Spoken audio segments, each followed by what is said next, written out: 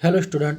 मैं प्रजापति नरेश फिर से आपका एक बार यूट्यूब चैनल में हार्दिक स्वागत करता हूँ। स्टूडेंट, स्टैंडर्ड 9 में अभ्यासक्रम में आगे देखे तो मुहावरे जो है वह, तो यहाँ पर जो मुहावरे की बात की गई है, तो मुहावरे का अर्थ देना है और उसका वाक्य में प्रयोग करना है हमें।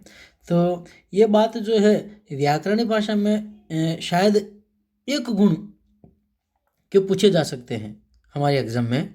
इसीलिए हमें वह जो जो हमारे स्वाध्याय में हर एक पाठ के अंत में जो स्वाध्याय होता है, स्वाध्याय के अंदर में मुहावरे दिए जाते हैं। कोई पाठ ऐसे भी होंगे जहाँ शायद मुहावरे नहीं भी होंगे, तो हमें इस मुहावरों को कंठस्थ करना है, यानी तैयार करना है बस। और कोई बात नहीं है यहाँ पर। और अभ्यासक्रम में हम आगे जाते हैं प्रकरण 4 पर। प्रकरण 4 जो है कर्ण का जीवन दर्शन। यहाँ पर कवि श्री रामधारी सिंह यानी दिनकर जी जो है वह, दिनकर उनका उपनाम है, तखल्लुस है। तो ऐसी बातों को लेकर हम शायद कहते हैं कि कर्ण का जीवन दर्शन क्या है। वैसे देखें तो कर्ण जो पात्र जो हैं, तो महाभारत में सबसे अधिक प्रिय, या तो फिर कहा जा सकता है कि सबसे अधिक दानेश्वरी कर्ण के नाम से जाना जाता है। एक बात है कि जब कर्ण को छुत पुत्र कहा गया था, उस वक्त कर्ण का शायद साथी कोई नहीं था, क्योंकि वह पला था छुत पुत्र में, लेकिन जन्म उसकी माँ कुंता ने दिया था। लेकिन कहते हैं ना कि वह शादीशुदा नहीं थी, और इसके पहले कर्ण का जन्म हुआ था, क्योंकि सूर्यदेव का वरदान था उन्हें, और इसी वरदान का प्रयोग कुंता करना चाहती थी कि यह वरदान सच में सच है या नहीं। लेकिन उसका गलत प्रयोग हो जाता है और शायद कर्ण का जन्म हो जाता है। सो समाज के डर से उन्होंने कर्ण को एक कुड़िया में बिठाकर नदी में बहा दिया गया था। लेकिन मछुआरे को यह मिलता है, तो मछुआरा जो है उसका पालन पोषण करता है और बड़ा करता है, इसीलिए छुत पुत्र कहा जाता है।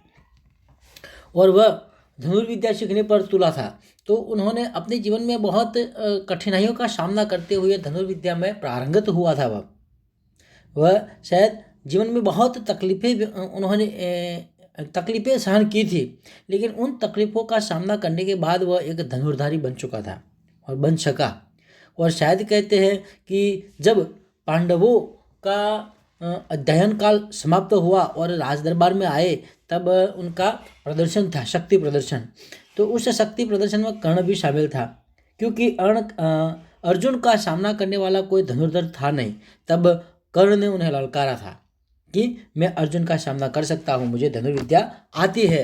तब उनका परिचय मांगा, तो वह उनका परिचय देखते हुए शायद यहाँ द्रोणाचार्य ने कहा कि हम सुतपुत्र को शायद इस प्रकार की शक्ति प्रदर्शन में हिस्सा नहीं लेने देंगे।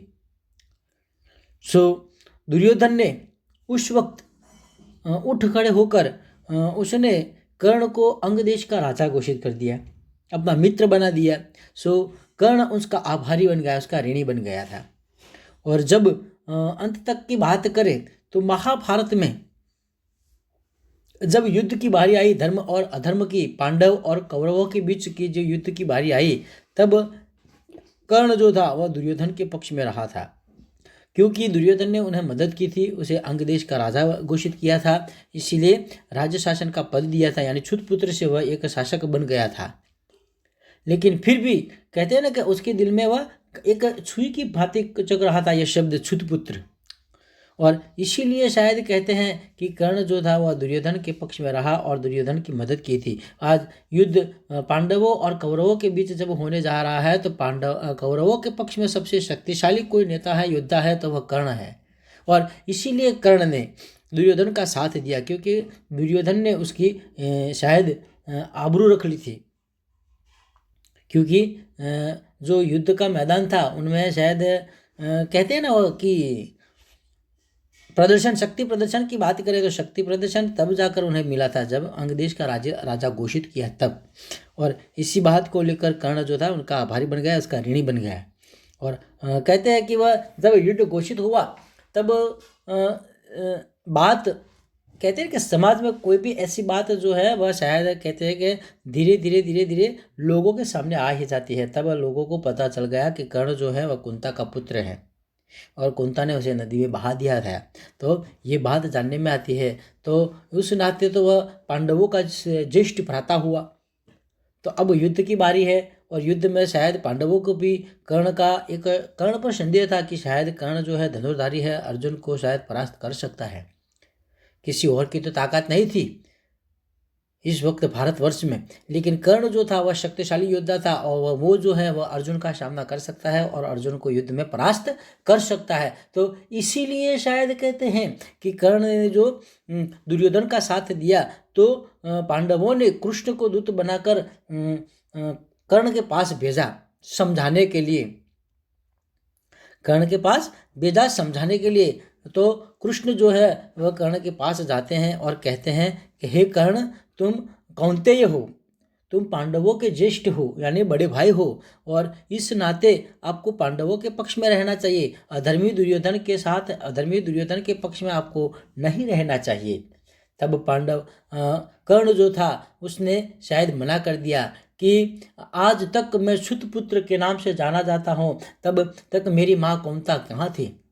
जब युद्ध भूमि में जब कहते हैं कि शक्ति प्रदर्शन की बात हुई, तब मुझे सुतपुत्र कहकर नवाजा गया था, तो उस वक्त मेरी माँ कहाँ थी। और आज जब अपने बेटों पर आपत्ति आई है, युद्ध की बारी आई है, तब जाकर उसको हमारी याद आई है। आज मैं दुर्योधन का पक्ष छोड़कर पांडवों के पक्ष में नहीं आ जा सकता। चाहे भले ही दुर्योधन अधर्मी है, लेकिन मेरा मित्र है और मैं अधर्म का ही साथ दूंगा, क्योंकि उन्होंने मेरी मित्रता निभाई है और इसीलिए मैं भी उसकी मित्रता निभाऊंगा। सबसे विश्व में सबसे ज़्यादातर कहते हैं कि सबसे अधिक वह दानेश्वरी के नाम से जाने जाते हैं। और फिर प्रलोभन दिया था यहाँ श्री कृष्ण ने, यहाँ समझौता करने पर उन्होंने शायद प्रलोभन भी दिया था कि तुम ज्येष्ठ हो, इसीलिए पांडवों के गादीपति आप कहलाओगे। ये जो धन है, दौलत है, शोहरत है, ये सब आपके बस में होंगे। ये आपके जो पांचों भाई हैं, जो पांडव हैं, वह भी आपके कहने पर ही चलेंगे। तब जाकर कर्ण ने कहा कि ये सब हमें नहीं चाहिए।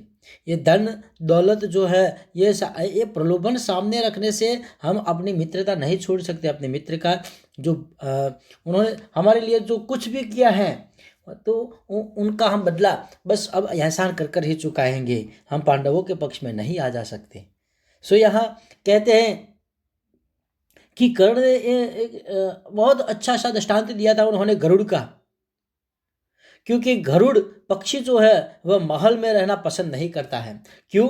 कि वो तो पहाड़ों की चट्टानों पर रहता है। और कहते हैं कि महल जो है, तो महलों पर तो कबूतर रहते हैं, उसके शिखरों पर बैठते हैं, लेकिन जो गरुड़ जो होता है, तो गरुड़ तो जो चट्टानों की टोच पर शिखर पर जाकर बैठ जाता है, उसकी गुफाओं में फिरता रहता है। तो कर्ण उस प्रकार का जीवन व्यतीत करना चाहता है कि वह अपने आप को गरुड़ जैसा बनाना चाहता है। वह गुफाओं में जाने से अपने आप को मना कर देता है। कर्ण कहता है कि राज्य तुच्छ और क्षण भंगुर समझता है राज्य को। ये राज्य का शासन हमें नहीं चाहिए, ये तो शासन आज है और कल शायद ना भी मिले, ऐसी बात है। लेकिन राजा बनकर मिलने वाले सुख उपभोग में उपयोगी रुचि नहीं है। फिर कहते हैं कि उसके अनुसार तो धन का उपयोग तो परोपकार में करना चाहिए। धन जितना भी है, आज वो दानेश्वरी के नाम से जाने जाते हैं, तो उसका मतलब, उसका कारण एक ही है कि वह शायद सबसे अधिक दान करता था। वैसे वो कहते हैं ना कि इंद्र जो थे साधु के वेश में आए और कहते हैं कि कर्ण के कवच और कुंडल जो थे जन्म से प्राप्त हुए थे सूर्यदेव के, तो वह कवच और कुंडल छीन कर ले गए। छीन कर यानी मांग कर ले गए, भिख में मांग कर ले गए। तो कर्ण ने बिना संकोच किए कवच और कुंडल दे दिए। कर्ण को पता था कि ये कवच और कुंडल उसके शरीर से दूर हो जाएंगे तो उसकी मृत्यु निश्चित है। फिर भी उन्होंने एक दानेश्वरी के रूप से शायद कोई दान हमारे द्वार पर लेने आए हैं, तो मैं उसे खाली हाथ नहीं जाने दूंगा, निराश नहीं जाने दूंगा। इसीलिए उन्होंने साधु को ये कर्ण कवच और कुंडल दान में दे दिए थे। और इसी के कारण शायद कहते हैं कि कर्ण सबसे अधिक दानेश्वरी कहा जाता है। वह कहते हैं कि हे केशव, हम जिस बात का प्रलोभन देने के लिए आए हैं वह तो बहुत तुच्छ वस्तु है। वैभव पाकर मनुष्य को क्या मिलता है? वैभव यानी सुख जो है, समृद्धि जो है, वैभव यानी ये धन दौलत जो है वह पाकर इंसान क्या कर सकता है? वैभव पाकर मनुष्य को क्या मिलता है? वैभव पाकर उसे ढेर सारी चिंताएं और नाम मात्र की हंसी खुशी मिलती है। थोड़ी बहुत चमक दमक और थोड़े समय के लिए तो सुखोपभोग मिलता है, पर ये सारी चीजें उसे यही छोड़ देनी पड़ती हैं और खाली हाथ यहाँ से जाना पड़ता है। तो क्यों न मैं अपनी मित्रता का धर्म निभाऊं, मैं अपने मित्रता का धर्म निभाऊं। यानी कि दुर्योधन जो है वह हमारा परम मित्र रहा है और मैं उसका मित्र रहूंगा। शायद जीवन में कितनी भी मुसीबतें मुश्किलें क्यों ना आ जाए, फिर भी मैं दुर्योधन का ही साथ दूंगा। यहाँ जो महल जो होते हैं, कहते हैं कि सोने जैसी चमक दमक वाले राजमहलों की तो चोटियाँ कबूतरों के ही घर बनती हैं। वहाँ पर तो कबूतर ही स्थिर रह सकते हैं, गरुड़ पक्षी कभी महल में नहीं आता। वह तो स्वर्णिम बिछौने पर नहीं सोता, उसका निवास तो पहाड़ों में ही होता है, चट्टानों में। पहाड़ों की फटी दरारों में उसका घर बनती है। वह उसी दरारों पर रहता है, क्योंकि गरुड़ यानी पक्षियों का राजा कहा जाता है। इसीलिए ये सुख समृद्धि जो है, ये राजपद, ये मुकुट और ये मणियाँ से जुड़े हर एक सिंहासन मनुष्य के तेज को हर लेता है। यानी मनुष्य की जो भी वासनाएं होती है, मनुष्य की जो भी मनोकामनाएं होती है, वह इस प्रलोभनों से दूर हो जाती है।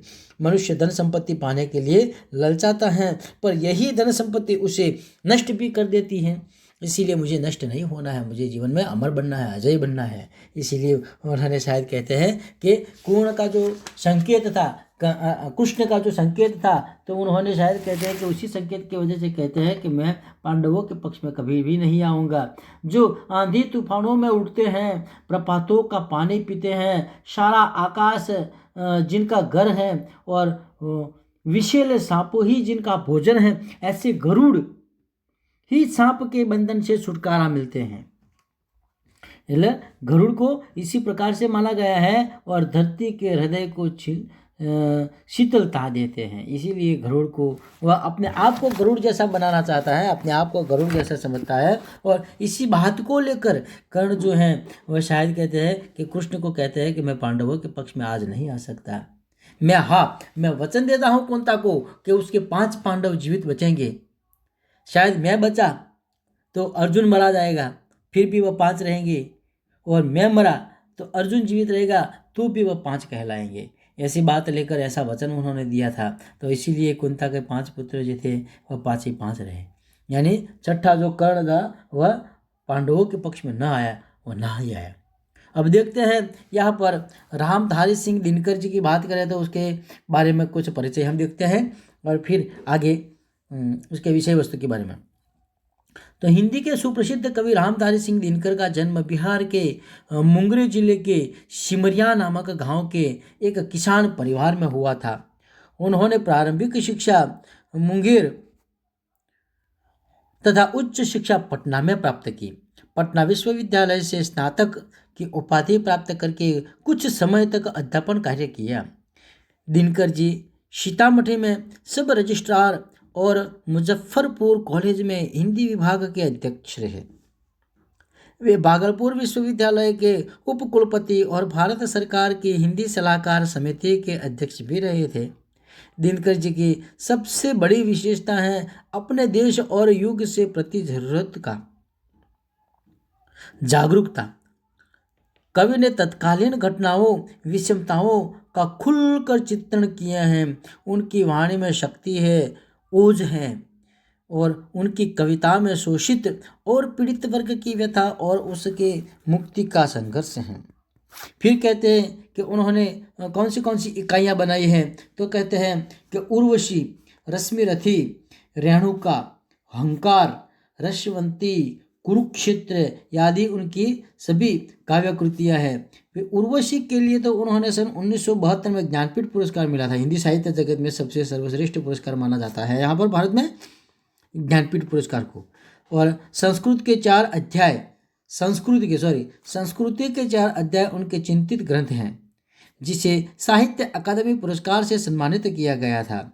अर्धनारीश्वर, मिट्टी की ओर आदि उनकी प्रमुख गद्य रचनाएं हैं और उनका कृतित्व गुणवत्ता और परिणाम दोनों दृष्टि से विपुल है। और इस प्रकार आगे देखें तो उसकी बात क्या है कि इसकी कथा वस्तु क्या है, विषय वस्तु क्या है। तो देखते हैं कि प्रस्तुत खंड काव्यांश में रश्मिरथी महारथी कर्ण के करुण किंतु भव्य जीवन की मीमांसा करने वाला खंड काव्य है। सारे अन्यायों को सहकर कर्ण जन्मजात महानता पर पुरुषार्थजन्य महानता की विजय चाहता है। अंत में जब पांडव श्रेष्ठ के रूप में सब कुछ प्राप्त करने की का प्रलोभन सामने आता है, तब भी वह अविचलित रहता है, यानी विचलित नहीं होता है। और जिसने आज तक साथ दिया उस मित्र को किसी भी मोल पर छोड़ना नहीं चाहता। कृष्ण कर्ण को पांडवों के पक्ष में ले आने के लिए उससे मिलते हैं। उस कथा प्रसंग से प्रस्तुत काव्यांश लिया गया है। यानी अब जब बात की है कि कौरव और पांडवों के बीच जब धर्म के बारे में युद्ध होने वाला है, धर्म अधर्म का युद्ध होने वाला है, और इसीलिए पांडव पक्ष में कर्ण को लाने की बात हुई, तब जाकर कृष्ण जो है वह कर्ण को समझाने के लिए जा रहे हैं, प्रलोभन देने के लिए जा रहे हैं। और जब कर्ण और कृष्ण के बीच जो भी वार्तालाप हुए हैं, उस वार्तालाप को यहाँ कर्ण का जीवन दर्शन रश्मिरथी ने यानी कहते हैं कि रामधारी दिनकर जी ने यहाँ पर लिखी है कि कर्ण और कृष्ण के बीच क्या संवाद हुआ, कृष्ण ने कौन से प्रस्ताव कर्ण के सामने रखे थे, और हर एक प्रश्न का उत्तर कर्ण ने किस प्रकार दिया, और कैसे धन दौलत और धन संपत्ति मालों को या राज मुकुटों को उन्होंने त्याग किया है, और किस बात से उन्होंने कृष्ण को समझाया है, यह बात उन्होंने यहाँ पर बताई है। सो स्टूडेंट, हम आगे फिर नेक्स्ट वीडियो में देखेंगे।